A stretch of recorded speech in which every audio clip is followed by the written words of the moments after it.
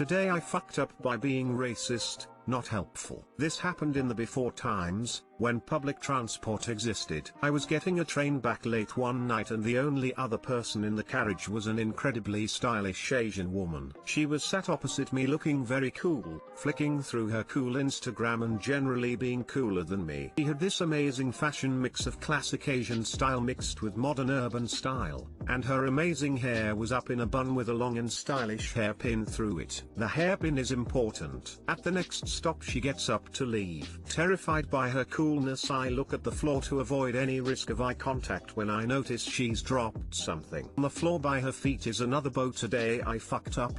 Ornate hairpin. It has Asian characters carved into it in different colors on all sides and looks valuable. Different but similar to the ones she's wearing. Crunch time. I'm going to have interact with this cooler being, but it's fine, I'm just being helpful. I'm not flirting or being creepy, just a regular guy trying to help. I take a deep breath and take the plunge. Sorry, I think you dropped something. I did it. Phew. Bring on the thanks. I might even get to smile. A warm glow of community spirit and togetherness will flow over me in 5, 4, 3. She looks at me, then at the hairpin, then at me again and says, "Are you talking about the chopstick?" What? No no no no no no. I stare at the hairpin. To quote For Weddings and a Funeral, oh fuckity fuck fuck fuck. It wasn't an ornate, traditionally styled hairpin at all, it was a single takeaway chopstick with some shit stamped on the side that some random person had dropped. And I had just tried to give back to a random Asian lady. My face must have revealed my horror as I panicked and said I thought it was an ornate hairpin.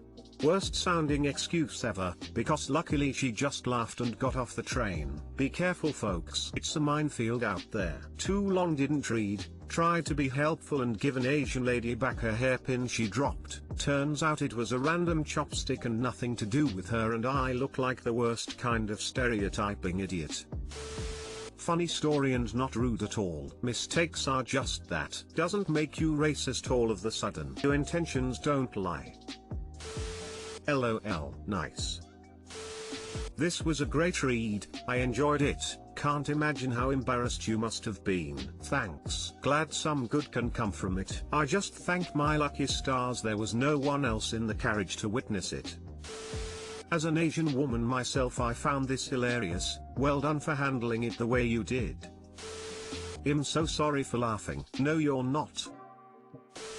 Today I fucked up by cuddling a stranger. This happened to me a good while ago, but I thought it would be a good story to share here. So it's 2011 and I'm 20 years old. I was still living at home at the time, and one day my mum and my dad decide to go to our local Westfield shopping center to do some shopping. We arrive, and after a while of us all looking around, I decide to head out on my own to get a snack and look at some video games while my mum and dad continue wandering around. Before I head off, my dad, being the absolute legend he is, gives me some cash and says to put it towards a game. So off I go to EB Games to have a look, and lo and behold, the latest Elder Scrolls offering, Skyrim, has recently been released. Hell yes, I think to myself as I hand over the cash my dad gave me. My dad's a fucking legend. Sporting my shiny new copy of Skyrim, I head off to find my parents again. Off in the distance, beyond the food court, I see my dad's broad frame leaning over a balcony,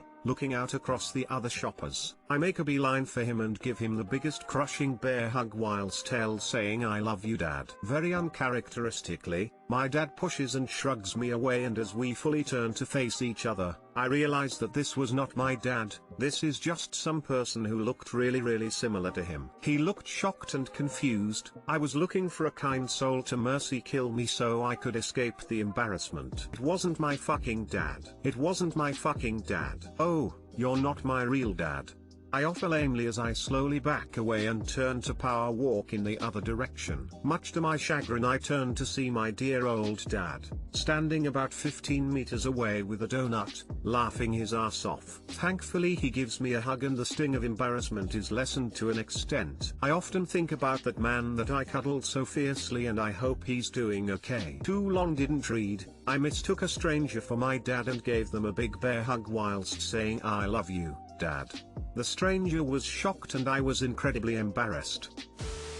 Similar story, but me and my dad are at a restaurant. Both really love a dessert dish called bread pudding. We weren't looking for it, they just happened to have it. And I grab a man who happens to have a very similar cap to my father and scream they have bread pudding. Must have been pretty weird for him. Oh, I love bread pudding.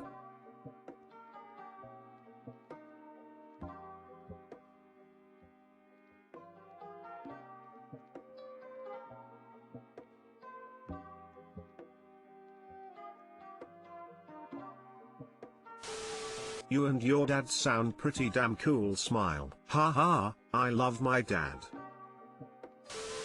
Free hugs. Thanks for sharing that very moment. :D.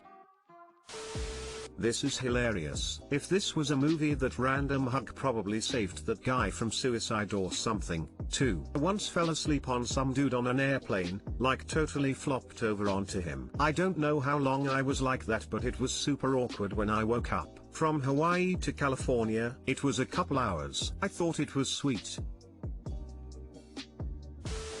I play in a band. Way back when the missus and I were just dating, I was standing with her and her friends watching our opening act. Finished my beer and went to the bar to get another one. I came back and put my arm around her waist and leaned in to say something in her ear. When she sharply to face the man touching her, it wasn't her at all. Holy shit. I'm sorry, I thought you were someone else. Poor girl looked at me like I was Charlie Manson. The missus' friends started dying laughing at me. I looked around and saw my now wife sitting with my mother at a table a few feet away. In my defense, the girl was the same height, hair color, and was wearing a very similar outfit, standing in the very spot I'd just left my wife in. Just glad I didn't pat her ass like I still tend to do with my wife.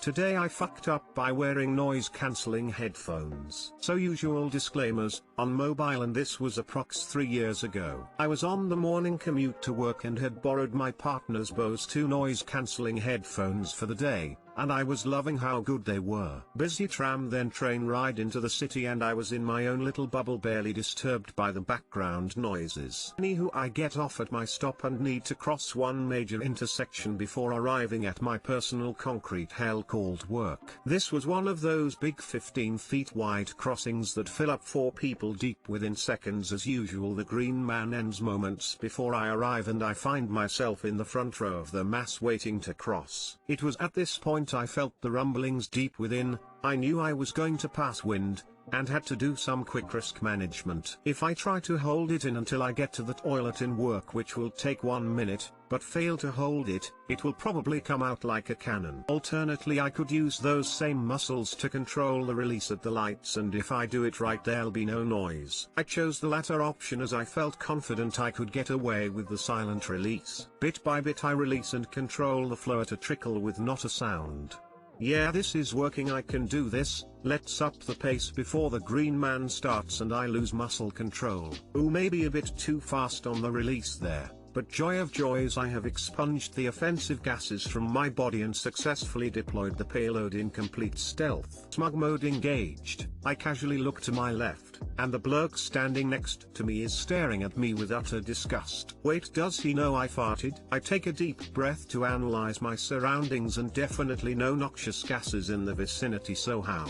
At this point the green man leaps into action, beckoning the horde to cross, so I caught up in the salmon run cross, thinking maybe if there is resting bitch face there might also be resting disgust face. Who knows, but obviously he can't know I farted when stuck shoulder to shoulder with him if I made no noise and there was no smell, so it's all good. At this point mid-cross I suddenly realize I am wearing noise-cancelling headphones, and just because I did not hear my fart due to this fact, does not mean that no one else did, and for all I know it could have been like air Harley revving at 110 dB. From the perspective of resting disgusted face, I appear to be this uncouth lout who lets rip in a crowded place where there is no space to flee, and instead of looking shocked and mortified, appear to actually be proud of this feat. I have never sought the sanctuary of my workplace so fast in all my life, and hopefully in a city of 5 million people I'll never meet that man again. Too long didn't read, waiting at busy intersection for the green man to cross, farted and thought I got away with it as a silent one till I realized people were looking at me, and it was only silent to me due to noise cancelling headphones.